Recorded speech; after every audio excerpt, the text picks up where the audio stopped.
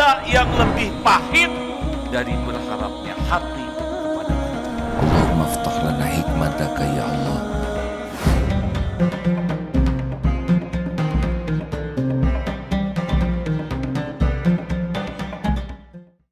Bismillahirrahmanirrahim. Assalamualaikum warahmatullahi wabarakatuh. Alhamdulillahirabbil alamin. Segala puji bagi Allah Subhanahu wa taala yang menyaksikan apapun yang kita lakukan dan membalas dengan sempurna semua perbuatan kita. In ahsantum ahsantum li anfusikum wa in asatum falaha. Surat Al-Isra ayat 7. Jika kamu berbuat baik, maka kebaikan itu untuk dirimu. Jika kamu berbuat buruk, falaha, maka keburukan itu akan kembali kepada pembuatnya. Rekan-rekan sekalian, Allahumma sholli ala Sayyidina Muhammad. AA di sini mendapatkan pelajaran yang luar biasa di antaranya tentang sikap kepada orang tua, ya.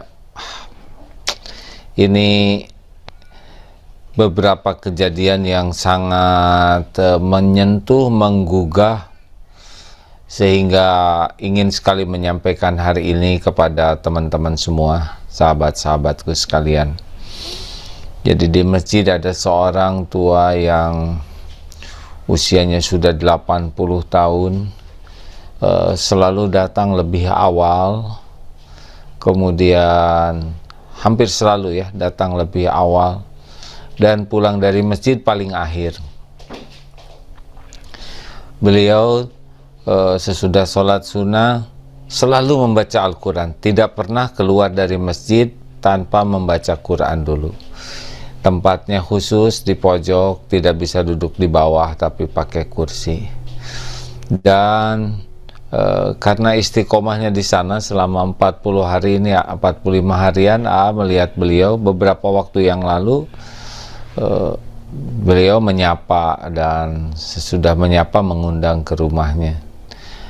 Ternyata beliau ini seorang yang arsitek, seorang pengusaha yang sukses. Sebelumnya dilihat di rumahnya yang mungil ini banyak hiasan, bahkan ada aksesoris Ka'bah yang sangat berharga ada di rumahnya. Dan rupanya dulunya adalah seseorang yang sangat dititipi dunia. Beliau menceritakan tentang kehidupan yang bila disimpulkan adalah sekarang beliau hidupnya sendiri. Anaknya tidak menyapa, demikian pula istrinya sudah berpisah. Benar-benar hidup sebatang kara. Di rumah yang kecil saja, pergi ke masjid sendiri, menyiapkan makanan sendiri, mencuci pakaian, nyetrika sendiri, ada keperluan apapun pergi sendiri. Sedih sekali lihatnya, walaupun mungkin beliau tidak sesedih kami yang melihatnya, atau mungkin lebih sedih, ya, tidak tahu karena tidak berani menanyakan lebih dalam. Tapi betapa ya terbayangkan, karena beliau sangat mencintai keluarganya, anak-anaknya dari ceritanya. Tetapi karena frekuensinya berbeda, istri dan anak-anak yang memang pindah ke Australia ini tadinya ya supaya membahagiakan keluarga, tapi sepertinya berbeda visi tentang kehidupan akhirat, sehingga ya berpisah. Apa yang bisa diambil hikmahnya? Ya betapa kultur di sini, ya, beberapa ini tetangga Douglas juga sendiri di rumahnya. Ada beberapa yang sendiri, dan salah seorang karyawan dari sahabat A di sini juga hampir sama, itu sendiri, dan bahkan oleh anaknya dilaporkan ke polisi sesuatu yang tidak dilakukan, sehingga bapaknya ditangkap, dipenjara karena anaknya hanya ingin puas saja melihat orang tuanya di penjara. Ya tentu akhirnya dikeluarkan karena tidak ada bukti. Betapa ya kalau lihat anak dari kecil, aduh, ketika sedang hamil, dijaga makanannya, keselamatan ibunya, melahirkan, mempertaruhkan nyawa, ayah membanting tulang mencari nafkah agar bisa bayinya sehat, malam juga ikut tidak tidur. Kemudian ya kalau sakit apapun dilakukan supaya anak cepat sembuh. Bahkan kalau ibu mungkin mau berani menukar nyawa agar anaknya selamat, ya orang tua begitu. Kita lihat saja. Sehingga doanya juga Rabbighfirli wali walidayya warhamhuma kama rabbayani shogiro. Sebagaimana lihatlah yang menjaga anak waktu masih kecil itu seperti apa ya. Tapi ya makin besar remaja, anak makin banyak membantah, menolak, kadang kata-katanya tidak enak. Lalu makin besar, sesudah disekolahkan tinggi-tinggi, ya ketika nikah, kalau anak itu anak lelaki, nikah, maka gaji pertamanya ya wajarlah mungkin dipikirkan untuk keluarganya, bukan untuk orang tuanya, kecuali sebagian kecil. Anak perempuan dibesarkan, dijaga, ketika sudah nikah dibawa saja berbakti kepada suaminya. Ya, ini cerita ini bukan menuntut anak-anak berbakti ya, tetapi inilah kehidupan yang realitanya banyak dijalani. Betapa tidak banyak ya anak yang sangat berpikir keras untuk memperhatikan, memuliakan dan membahagiakan orang tuanya. Melihat kehidupan bapak-bapak itu sendiri, aduh sedih sekali ya. Gimana kalau jatuh di kamar mandi, gimana kalau lapar, gimana kalau sakit. Ya saja di sini merasakan ya, perlu obat harus pergi sendiri ke apotek, perlu ini perlu itu harus sendiri ya. Susah minta bantuan ke orang karena orang lain juga sibuk, walaupun orang mungkin sangat senang kalau dimintai bantuan, tapi kan malu ya minta bantuan. Sendirian, lapar, dingin, tidak ada yang ngajak ngobrol. Dan ketika kakek itu ditanya, apa sih yang paling diinginkan sekarang? Ya, saya ingin ada teman bicara. Untungnya kakek ini yang di masjid adalah senang ya, di rumahnya murotal Quran terus. Yang kasihan yang tidak kenal agama ya, tidak kenal Allah, maka benar-benar itu tidak bisa dibayangkan bagaimana menghadapi kesendirian. Dan katanya kultur di Australia sini ya memang biasa ke orang tua mau ketemu anak juga harus janjian dulu ya. Dan sebaliknya anak mau ketemu orang tua juga serba prosedurnya agak resmi, sebagian yang dengar begitu. Ingin menyampaikan surat Toha ayat 44 ya. A'udzubillahi minasyaitonirrajim. Faqula lahu qaulan layyinan la'allahu yatadzakkarun aw yakhsha. Maka bicaralah kamu berdua, Nabi Musa dan Nabi Harun ya, kepada Fir'aun. Faqula lahu qaulan layyinan, dengan kata-kata yang lemah lembut, tidak kasar, tidak memaksa, tidak ketus. Mudah-mudahan ya tadzakkaru au yakhsha, mudah-mudahan dia sadar dan takut. Nah, kenapa ini Nabi Musa disuruh bicara kepada Fir'aun dengan lemah lembut? Padahal Fir'aun itu manusia yang kasar, yang zolim. yang ya kita tahu melampaui batas lah. Satu, ini kata penafsir ya. Yang pertama, karena Nabi Musa itu pernah dibesarkan oleh Firaun. Dari bayi kan waktu dihanyutkan diambilnya oleh istri Firaun. Lalu dibesarkan oleh Firaun sampai dewasa sebelum akhirnya menjadi nabi ya. Nah, ini mengajarkan betapa dalam Islam walaupun orang tuanya belum bagus akhlaknya, belum kuat imannya, tapi Islam mengajarkan untuk terus bersikap baik, lemah lembut.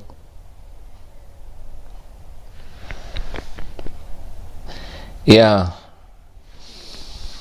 Al-Quran mengajarkan Fir'aun yang begitu kasar, tidak baik ya. Tapi Musa yang pernah berada di rumahnya dan mendapatkan kebaikan atau jalan rezeki, dibesarkan, itu tetap dianjurkan berkata lemah lembut. Ini menarik sekali hadirin. Kalau kepada orang tua angkat sekeras Firaun saja, Nabi Musa diperintahkan lemah lembut. Bagaimana ke orang tua kandung yang berusaha baik walaupun pasti tidak sempurna ya. Ini menjadi bahan renungan. Akidahnya beda, akhlaknya buruk, tapi tetap Nabi Musa diperintahkan qaulan layyinan, perkataan yang lemah lembut ya, tidak kasar, tidak memaksa, tidak ketus, nadanya juga baik. Yang kedua, Nabi Musa ini Fir'aun ini orangnya keras dan kasar. Kalau dikerasi, dikasari, maka seperti menyiram bensin ke api ya, seperti ditantang dan akan bertambah-tambah itu kekerasannya. Dan yang ketiga, fitrahnya manusia ini memang jangankan manusia, hewan, pepohonan saja kalau bertemu dengan kelembutan hati itu beda ya. A'udzubillahi minasyaitonirrajim. Fabima rahmati minallah lintalahum walau kunta faddan ghalidul qalbi lan faddu min haulik. Hanya dengan rahmat Allah, wahai Muhammad, engkau bersikap lemah lembut. Sekiranya engkau bersikap kasar dan berhati keras, lan faddu min haulik, niscaya mereka akan menjauh dari sekelilingmu. Fa'fu anhum, maafkanlah mereka. Wastaghfir lahum, dan mohonkan ampunan untuk mereka, dan bermusyawarahlah dengan mereka dalam urusan itu. Fa idza azamta fatawakkal 'alallah. Sekiranya engkau sudah membulatkan tekad, maka pasrahkanlah kepada Allah. Innallaha yuhibbul mutawakkilin. Sesungguhnya Allah mencintai orang yang bertawakal. Wah, ini pelajaran besar ini hadirin. Jadi kan ditanya, ya Rasul, amalan apa yang paling dicintai Allah? Yang pertama, as-salatu ala waktiha. Yang kedua, birrul walidain, selalu sesudah sholat tuh berbakti ke orang tua. Sholat amalan yang paling disukai Allah. Dan yang kedua adalah berbakti ke orang tua. Baru al-jihadu fi sabilillah. Bahkan mau berjihad juga, kalau ada orang tua harus minta izin ke orang tua. Dan jika orang tua memerlukan, maka lebih prioritas untuk menjaga, memuliakan, berbakti ke orang tua. Itu dalam Islam. Mendengar semalam ceramah di YouTube tentang beberapa orang yang sangat berbakti. Ada ulama yang sedang ceramah, ditelepon oleh bapaknya. Bapaknya perlu kambing 5. Ini sedang ceramah nih, seperti sekarang ceramah. Maaf, ada telepon dari ayah saya. Oh iya Pak, baik-baik. padahal tempatnya jauh itu, rumah ayahnya dengan Pak Ustadz ini. Tapi beliau tidak menyebutkan saya sedang ceramah, saya sedang berada di tempat yang jauh. Beliau juga tidak mengatakan, iya Pak, pesan aja nanti saya yang bayar. Ternyata beliau sesudah selesai menerima telepon langsung minta izin ke jamaahnya menghentikan ceramahnya dan bubar ceramahnya. Sesudah itu lalu beliau pergi mencari kambing dan beliau beli sendiri, lalu dibawa sendiri itu ke orang tuanya, diantarkan sendiri. Aduh, mendengar berita seperti ini jadi sedih sekali, karena ya ayah sudah tidak ada, jadi bisa mengevaluasi betapa kurangnya bakti dulu. Kalau mengingat kejadian dari ulama atau ustadz tersebut luar biasa ya. Juga ada seorang ustadz sedang ceramah, ada telepon dari ibunya. Itu tidak mengatakan, maaf Bu, saya sedang ceramah, ya. Tidak, disimak dengan baik keperluan ibunya. Sesudah itu ya ditutup majelis taklimnya, mohon maaf, dan pergi itu ke ibunya. Padahal ibunya tidak tahu bahwa beliau sedang ceramah. Ini orang-orang yang sangat paham bagaimana mendahulukan orang tua. Ya, berdakwah itu penting, tetapi memuliakan orang tua itu lebih tinggi itu. Dan justru dengan memuliakan seperti ini ternyata jadi dakwah juga. Jadi pelajaran berharga ya, walaupun pada waktu itu berhenti ceramahnya. Namun berhenti ceramah ini malah jadi sebuah ilmu baru ya, dan sampai kepada AA dan juga sekarang sampai ke jamaah sekalian. Saya AA dengar-dengar yang gini-gini teh sedih. Sedihnya apa? Karena ibu bapak sudah wafat ya, dan merasa dengan tambahnya ilmu terasa kurang bakti selama ini, dan tidak bisa apa-apa sekarang, sudah tiada selain memperbanyak doa, memperbaiki diri, berusaha berbuat baik kepada sanak saudara dan teman-teman. Ya, ini berita ini mudah-mudahan bisa menjadi bahan tafakur. Seorang ustadz juga berbicara, kenapa kita tidak belikan sampo, sabun, kemudian berbagai keperluan, walaupun mungkin ya, orang tua bisa beli sendiri dan di depan rumahnya ada warung, tapi bedalah perhatian itu. Kenapa kita kalau ke orang tua ngobrol suka sedikit, cenderung ketus, mendengar tidak betah, tapi kalau mendengar teman atau yang lain yang tidak pernah berbuat apa-apa, betah. Apalagi yang sudah punya kekasih, calon istri, calon suami. Mengapa dengan calonnya itu begitu betah berkomunikasi, tapi dengan orang tua yang sudah jelas-jelas berjuang, berbuat, sepertinya waktu tuh sedikit, hati sedikit, senyuman sedikit. Dan kenapa ke orang tua jadi sangat hitung-hitungan, padahal orang tua jarang hitung-hitungan dengan anak. Ini ceramah ini bukan harapan orang tua ke anak, bukan ya. Bukan berarti orang tua menjadi pamrih, tapi ini sekedar mengingatkan kita sebagai anak itu kepada orang tua. Jadi posisi ceramah ini saat ini posisi sebagai anak ya, bukan posisi orang tua yang menuntut. Kalau sebagai orang tua ya sudah, kita memang mengantarkan anak-anak menjadi orang yang lebih baik dari kita. Kalaupun ada kekurangan dari anak-anak, ya orang tua, sebagai orang tua ya tobat. Jangan-jangan ini buah dari dosa, buah dari keteladanan yang kurang baik, dari cara mendidik yang salah, dari doa yang jarang. Ini kalau sebagai orang tua ya sudah, kita nggak ngarap apa-apa, karena makin berharap makin luka nanti hati. Berikan saja yang terbaik. Tapi kalau posisi sebagai anak ke orang tua, ya kita benar-benar disaksikan oleh Allah. Dan azab yang didahulukan di dunia ini kan adalah durhaka kepada orang tua.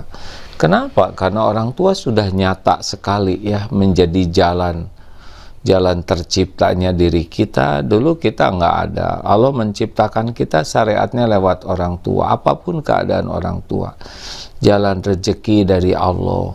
Tidak ada orang yang paling pertama menjadi jalan rezeki, jalan pengurusan. Kita diurus oleh Allah, tapi faktanya Allah menjadikan orang tua, ibu terutama, juga bapak.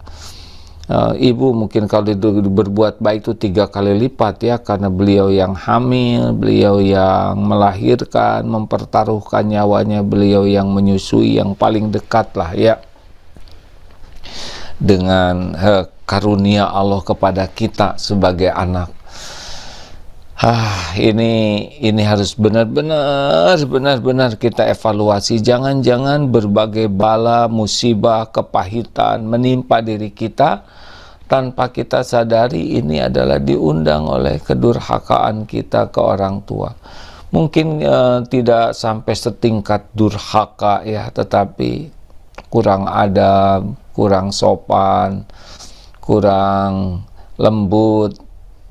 Ini menjadi bagian yang harus kita evaluasi. Ya, ini ceramah ini hanya lebih ke hasil renungan, melihat betapa sedihnya orang tua yang tinggal sendiri gitu. Dan bagaimana Nabi Musa tetap diperintahkan bersikap sopan, lemah lembut.